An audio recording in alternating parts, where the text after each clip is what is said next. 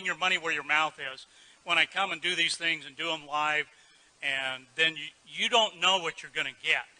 You know, so they asked me to do the brain maps on some people that were having the bars done, and it's like, okay, that's good. You know, I'm open.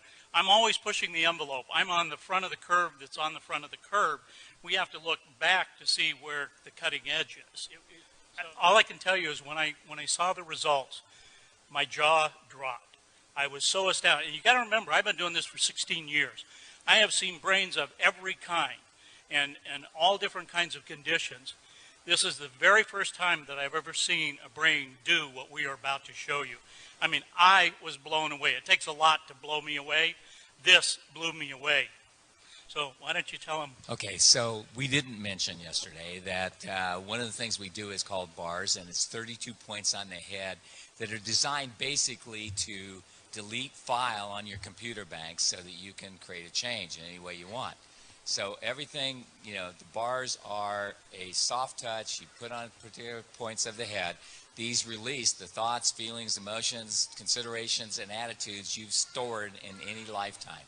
And the end result is, you know, worst case scenario, your whole life changes.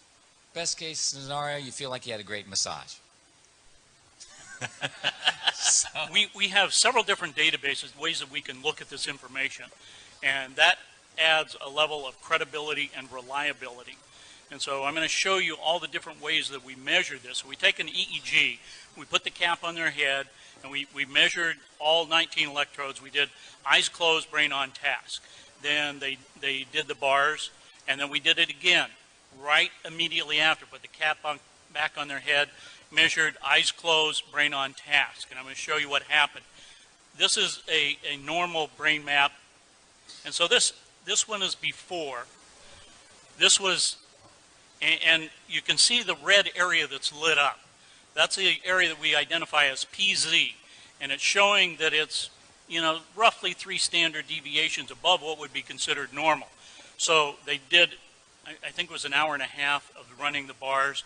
And then immediately after that, we did it again. And here's what it looks like. Can you see a difference? Yeah, all right. So this was one measure that we were able to look at. Let's take another glance at something. It's called S-Loretta, and that stands for Scientific Low-Resolution Electromagnetic Tomography. But forget about that. Here's what it looks like. It came out showing us here, pointer down here where this little red line is, and this area is PZ. That's where it was lit up before.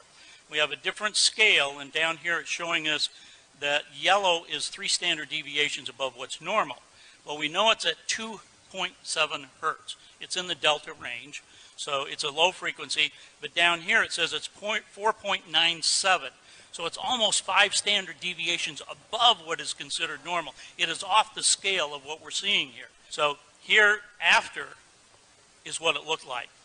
See, you can see the dark color here is the normal range. It's also saying that the change happened at 2 hertz. Okay, well, that's all well and nice. There's another part that we look at here that is called the S-Loretta part here.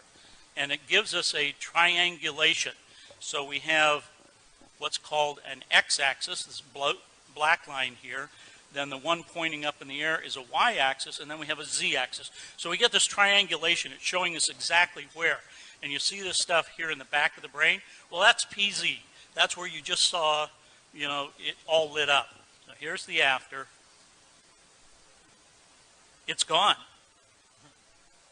It's gone. This doesn't happen in my world of measuring brains. Not in a matter of a few